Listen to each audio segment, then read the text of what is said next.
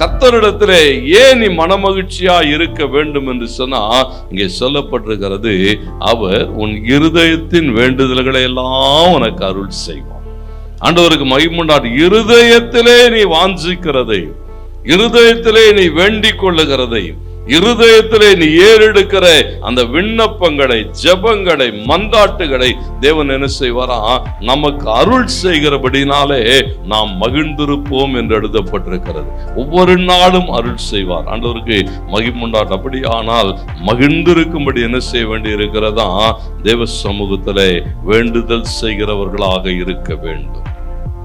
அந்த வேண்டுதல் எப்படி இருக்க வேண்டும் என்று சொல்லுகிற போது, இருதயத்திலிருந்து அந்த வேண்டுதல் வரணும்.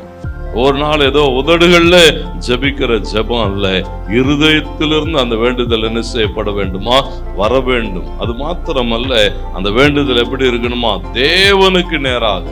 நம்ம இன்னைக்கு அநேக நேரங்களிலே ஆட்களிடத்திலே வேண்டுதல் செய்கிறோம். இது ஏதாவது செய்ய முடியுமா, ஏதாவது உதவி பண்ண முடியுமா, இப்படிதான் என்ன செய்கிறோம், ஆட்களிடத்திலே. வேதம் சொல்லுகிறது, தேவனிடத்திலே வேண்டுதல் செய், தேவனுக்கு நேராக வேண்டுதல் செய். கர்த்தருக்கு மகிமை உண்டாகட்டும். அவர், ஏன்னா ஒரு மனிதனாலும் உதவி செய்ய முடியாத இடங்களிலே உதவி செய்கிற ஒரு தேவன் நம்மோடு கூட இருக்கிறார்.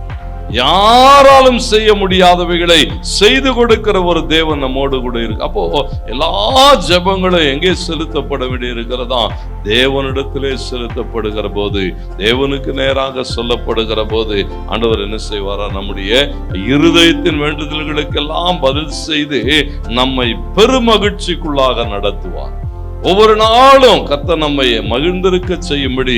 அதனால்தான் இந்த மாதம் முழுவதும் பாருங்க, ஆண்டவர் சமூகத்திலே நேரம் எடுப்போம், ஆண்டவர் சமூகத்திலே ஜெபிப்போம். கர்த்தர் நம்முடைய எல்லா வேண்டுதல்களை, இவ்வளோ பெரிய ஜெப குறிப்பு வச்சிருக்கனே, கர்த்தருக்கு மகிமை உண்டாகட்டும், அவைகளையும் செய்வார். ஒரு சின்ன ஜெப குறிப்பையும் கர்த்தர் என்ன செய்வார், ஆசீர்வதிக்கிற தேவனாய் இருக்கிறார். மன விருப்பத்தின்படி எல்லாம் அந்த வாஞ்ச எதிர்பார்ப்பு தேவ சமூகத்திலே வந்து நாம் காரியங்களை சொல்லுகிற போது கர்த்தர் என்ன செய்கிறாரா, நம்மை ஆசீர்வதிக்கிற தேவன். வேதம் என்ன எதிர்பார்க்கிறது சொன்னா, தேவனிடத்திலே மனமகிழ்ச்சியாயிரு. அப்போ தேவனிடத்திலே மனமகிழ்ச்சியாய் இருந்து தேவனை நோக்கி கூப்பிடுகிற போது கர்த்தர் என்ன செய்கிறாரா, அந்த ஜெபங்களுக்கு பதில் செய்கிறார்.